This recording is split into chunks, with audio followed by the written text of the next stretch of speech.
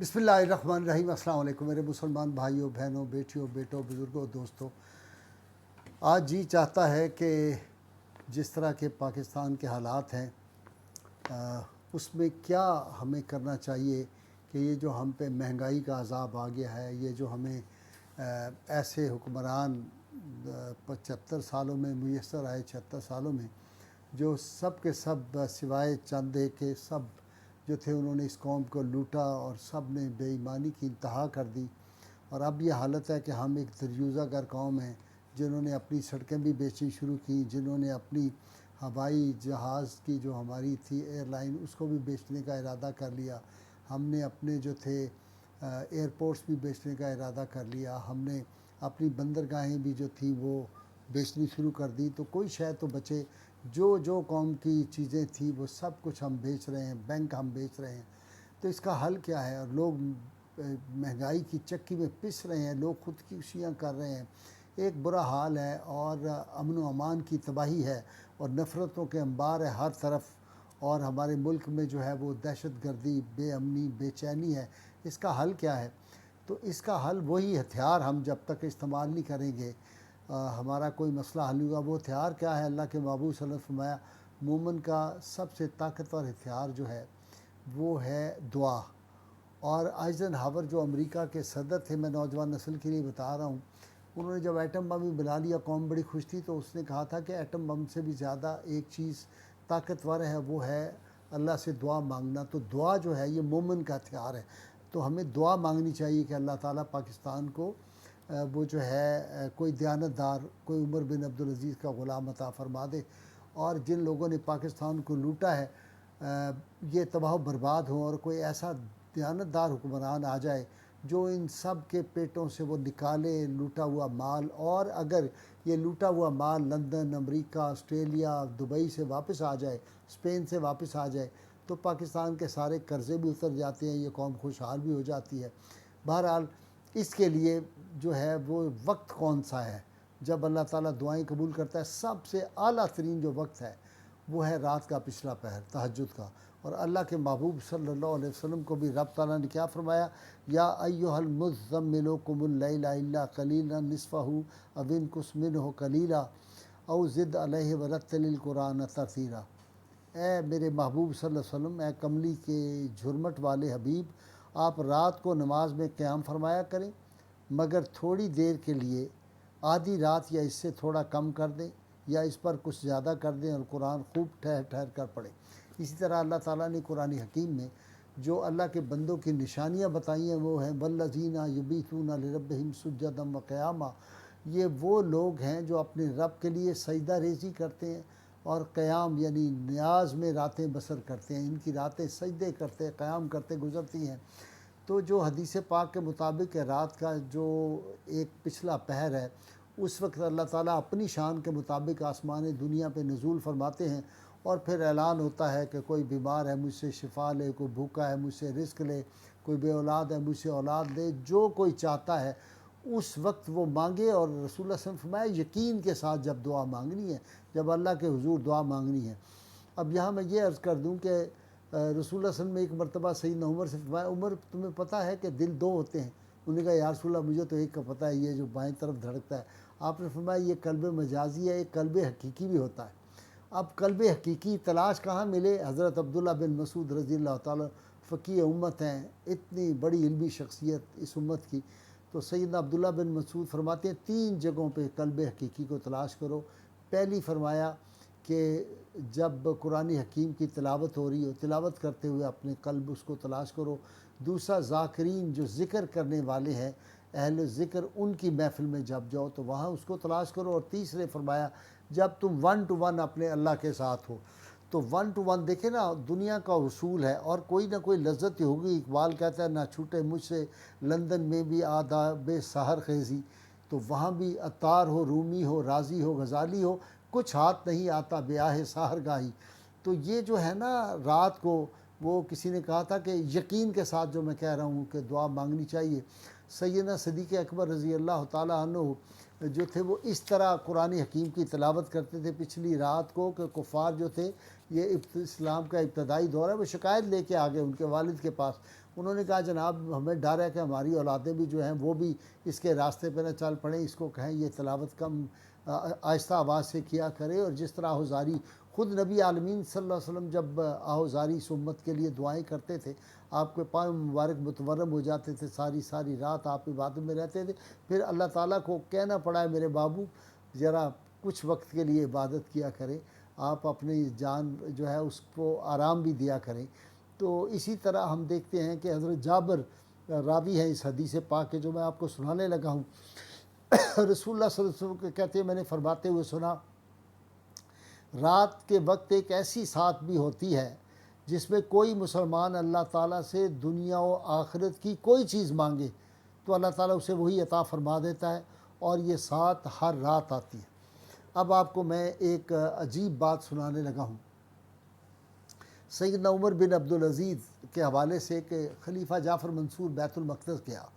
وہاں حضرت عمر بن عبدالعزیز جب جایا کرتے تھے تو وہ ایک وہاں پہ جو تھا راہب اس کے ہاں ٹھہرتے تھے، تو یہ بھی اس راہب کے ہاں ٹھہرا۔ اس نے کہا یار مجھے عمر بن خلیفہ جعفر منصور نے کہا مجھے کوئی خاص بات سناؤ عمر بن عبدالعزیز کی، آپ کے ہاں ٹھہرتے تھے۔ اس نے کہا یار میں تمہیں کیا بات بتاؤں، وہ عجیب آدمی تھا، ایک رات وہ چھت پہ تھا، اوپن اچھا موسم تھا تو وہ اوپر چھت پہ عبادت کر رہا تھا، میں نیچے لیٹا ہوا تھا، اچانک مجھ پہ کچھ قطرے پانی کے گرے، وہ جو پانی کا پرنالہ تھا اس میں سے، تو میں نے کہا بارش تو ہے نہیں، آسمان کی طرف دیکھا، میں نے دیکھا کہ وہاں تو ستارے سارے نکلے ہوئے ہیں، تو یہ کیا ہوا ہے؟ کہتا ہے میں جب اندر گیا تو میں نے دیکھا جہاں سے پانی نیچے آتا ہے اس کے قریب مصلی بچھایا ہوا ہے،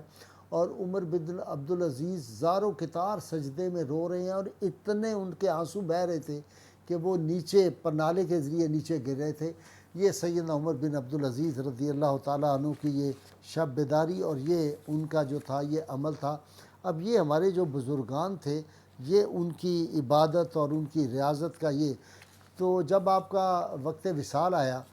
تو آپ نے ایک لکڑی کا پیالہ، لکڑی کا صندوق تھا، تو آپ نے اپنی اہلیہ سے فرمایا یہ صندوق جو ہے نا اس کو دریا میں لوہے کے کسی چیز میں رکھ کے تو اس کو جو ہے وہ پھینک دینا، اس میں دریا میں پھینک دینا۔ تو جب ان کا وصال ہو گیا تو ان سے پوچھا ان کی اہلیہ سے کہ یہ کیا بات تھی، تو انہوں نے کہا جب رات کو وہ عبادت کرتے تھے سیدنا عمر بن عبدالعزیز رضی اللہ تعالیٰ عنہ، تو ان کے پاس جو تھا وہ ایک لوہے یا چمڑے کا توق ہوتا جو قیدیوں کے گلے میں ڈالتے ہیں، وہ گلوں میں اپنے گلے میں ڈالتے تھے، اور ایک جبہ تھا بہت ہی بسیدہ وہ پہن لیتے تھے، اور پھر وہ جا کے ایک کمرے کے اندر عبادت اور ریاضت کرتے تھے، اور پھر حالت نماز میں کہتے تھے کہ میں گناہ گار ہوں، یا اللہ میں بڑا خطا کار ہوں، اور اس طرح پھر روتے تھے اللہ تعالیٰ کی بارگاہ میں۔ تو جب وہ فوت ہوئے تو انہوں نے یہ کہا تھا کہ یہ میرا جبہ کسی کو پتہ نہ چلے، اور یہ جو توق میں گلے میں ڈالتا ہوں اس کو لکڑی کے صندوق میں رکھ کے ساتھ لوہے کا کوئی بھاری چیز باندھ کے اس کو دریا میں بہا دینا تاکہ لوگوں کو پتہ نہ چلے کہ میری عبادت اور ریاضت اور میری کمی کیا ہے۔ حضرت اویس کرنی رضی اللہ تعالیٰ عنہ کا مبارک کیا تھا، جن کو رسول اللہ صلی اللہ علیہ وسلم نے خیر التابعین کہا تھا،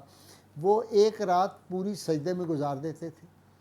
عبادت کرتے ہوئے، اور ایک رات رکوع میں پوری گزار دیتے تھے، ایک جو تھی وہ قیام میں گزار دیتے تھے، ایک رات جو ہے قعدہ میں گزار دیتے تھے۔ تو یہ عبادت کا عالم تھا۔ تو کسی نے کہا کہ آپ اتنی عبادت کرتے ہیں، آپ تو بڑے نیک ہیں، تو انہوں نے فرمایا کہ مجھے تو رسول اللہ صلی اللہ علیہ وسلم سے بڑھ کے تو کوئی نیک نہیں ہے، حضور صلی اللہ علیہ وسلم تو اللہ کے محبوب تھے، اس کے باوجود وہ اتنی عبادت کرتے تھے، تو مجھے تو یہ نہیں پتہ، دو جگہ ہیں مجھے نہیں پتہ، ایک طرف جہنم ہے ایک طرف جنت ہے، مجھے تو نہیں پتہ کہ میرا ٹھکانہ کہاں ہوگا۔ تو وہ ساری ساری رات روتے اور عبادت کرتے تھے۔ تو میرا اصل میں کہنے کا جو مقصد ہے وہ آج یہ ہے کہ وہ کہتے ہیں کہ ندامت کے چراغوں سے بدل جاتی ہیں تقدیریں، اندھیری رات کے آنسو خدا سے بات کرتے ہیں۔ یہ جب آدمی رات کو محویت خاص میں ہوتا ہے، جب شب خیزی کرتا ہے، تو اللہ تعالیٰ اس کو ایک خاص کیفیت بھی نصیب کرتے ہیں، اور یہ نفس جو ہے اس کی سرکش نفس جو ہے اس کو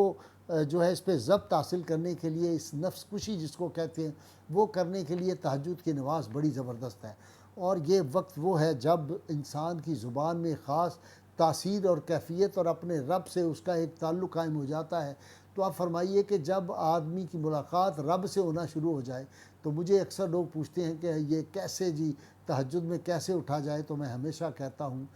کہ بھائی اگر تم چاہتے ہو کہ تمہاری روح میں نم آ جائے، تمہاری آنکھوں میں نم آ جائے، تمہیں اللہ تعالیٰ جمال اور لطافت اور گداز اور تمہیں وہ قوت اور کلام اللہ تعالیٰ عطا کر دے، تو پھر رات کو تم جاگو۔